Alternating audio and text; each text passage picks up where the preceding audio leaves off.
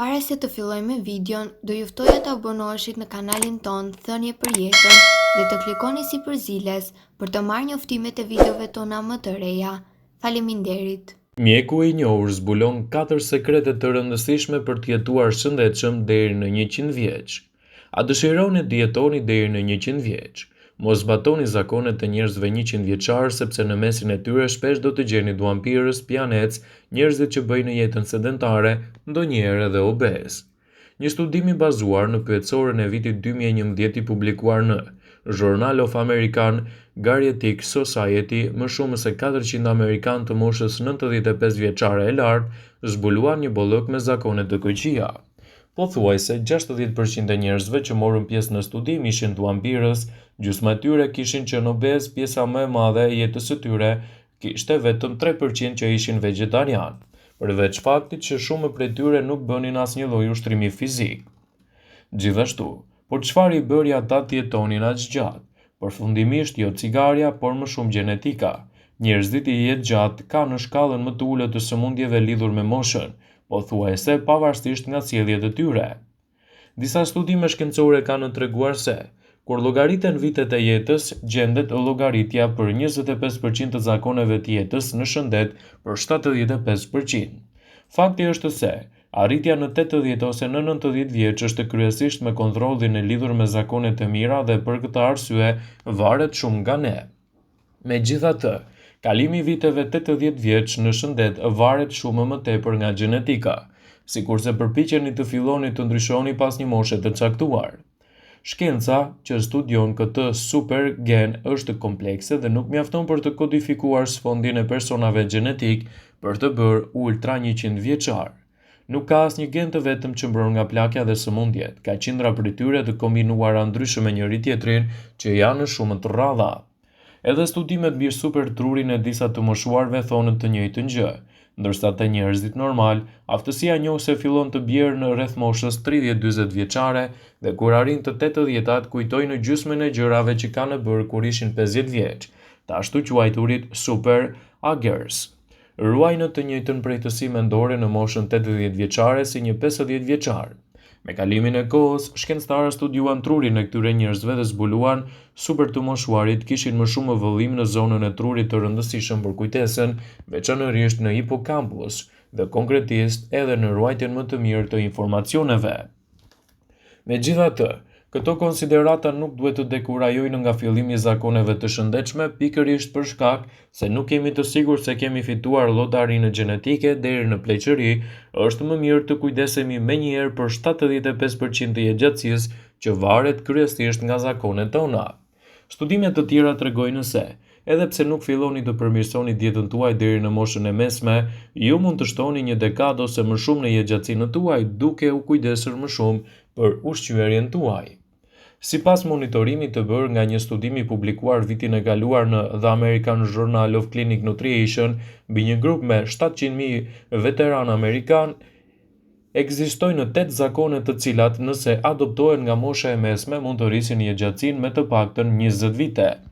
Zakonet sipas studimit ishin: të jesh fizikisht aktiv, të jesh i lirë nga varësia ndonjë opioneve, mos pini duhan, menaxhoni stresin, ndiqni një dietë të mirë, mos pini rregullisht, të keni një higjenë më të mirë të gjumit, të keni edhe marrëdhënie pozitive me njerëzit e dashur.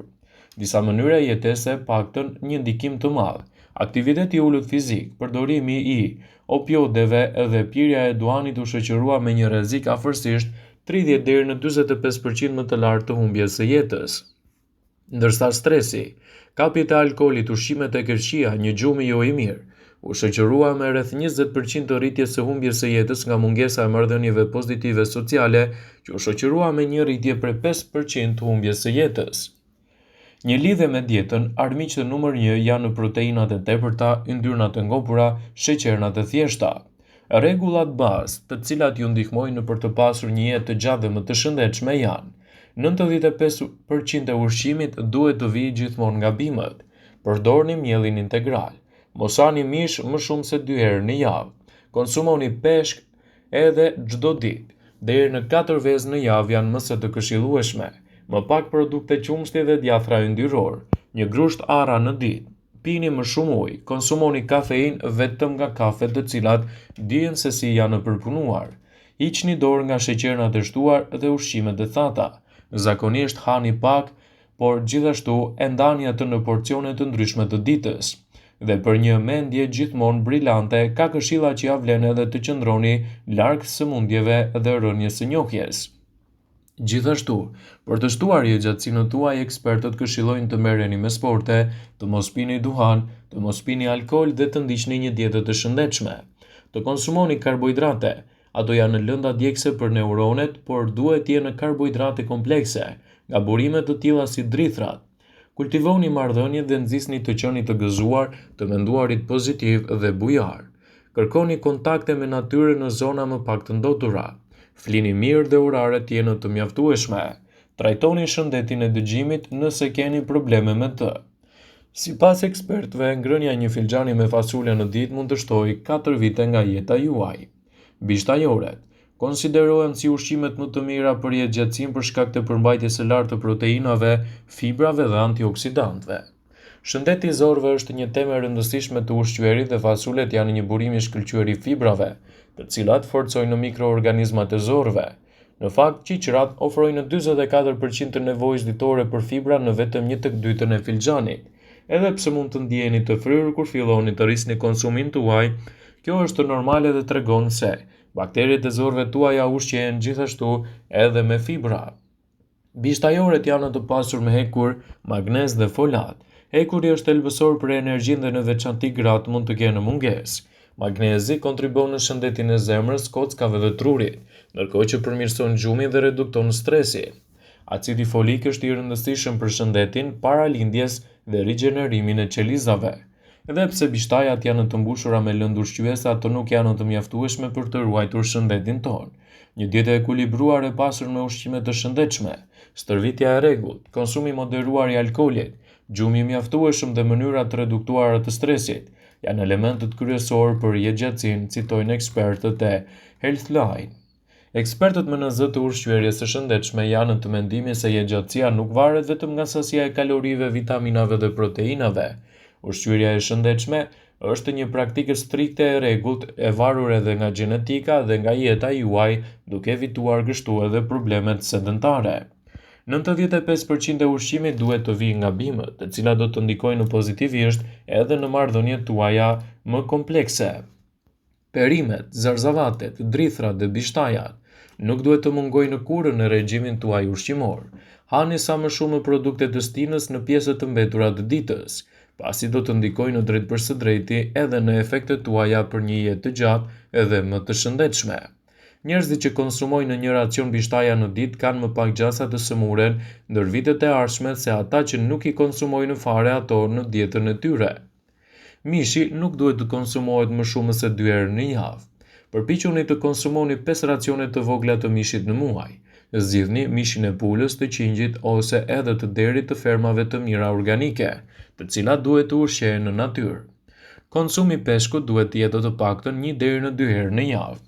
Njerëzit që konsumojnë barishte dhe ushqime bimore duke përfshirë një sasi të vogël të peshkut në ditë, jetojnë më gjatë. Sardelet dhe merluci janë në zgjidhje shumë të mira sepse nuk janë të ekspozuar ndaj mërkurit ose metaleve të tjera të rënda. Të paktën 3 vezë në javë janë një zgjidhje shumë e mirë. Hani vezë në mëngjes dhe i shoqëroni me fruta, ushqime me bazë bimore ose me drithra. Gjysmë racioni me fasule mund të konsumohet çdo ditë. Fasulet përbëhen nga 21% proteinë, 77% karbohidrate komplekse dhe pak yndyrë. Janë një burim i shkëlqyer i fibrës, për më tepër janë 1 gram me fasule të cilët mund të ofrojnë vlera ushqyese për trupin. Gjithashtu është e rëndësishme jeta juaj të jetë sa më aktive dhe të qëndroni sa më të socializuar, pasi këto gjëra do të ndikojnë drejt për së drejti në jetëgjatësinë, citojnë ekspertët. Vëmendje, ju bëjmë me dije se informacionet në këtë video kanë për qëllim që të plotësojnë, të mos zvendësojnë këshillat e mjekut tuaj ose ofruesit të kujdesit tuaj shëndetësor, dhe nuk kanë për qëllim që të mundësojnë të gjitha përdorimet e mundshme, masat paraprake ndër veprimet ose dhe efektet e tyre negative në shëndetin tuaj. Pasi ta dëgjonit këtë video, do ju ftoja t'i bënit like dhe ta shpërndanit atë në profilin tuaj në mënyrë që të informohen dhe miqtë e tu.